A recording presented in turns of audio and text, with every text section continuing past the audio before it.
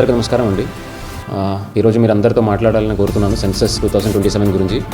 జిల్లాలో ఏప్రిల్ 16వ తేదీ నుంచి 30వ తేదీ వరకు సెన్సస్ 2027 సంబంధించిన సెల్ఫ్ ఎన్యూమరేషన్ చేయబోతున్నాము.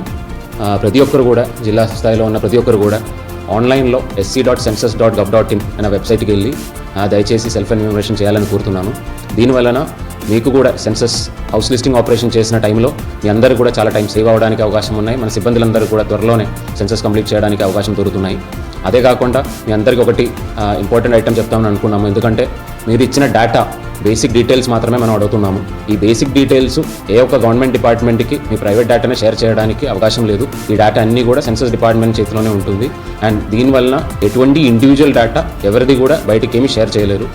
సెన్సస్ సంబంధించిన అబ్స్ట్రాక్ట్ మాత్రమే, అబ్స్ట్రాక్ట్ అంటే టోటల్ ఎంతమంది ఉన్నారు అని ఆ ఒక్క డీటెయిల్స్ మాత్రమే గవర్నమెంట్స్ దగ్గర షేర్ అయి ఉంటాయి. అది కాబట్టి అందరూ కూడా కరెక్ట్ ఉన్న ఇన్ఫర్మేషన్ ఇవ్వాలని కోరుతున్నాను. మీకు వచ్చిన లబ్ధి పొందిన ఏ స్కీమ్ కానీ ఎటువంటి గవర్నమెంట్ బెనిఫిట్ కానీ దీంతో సంబంధం లేదు.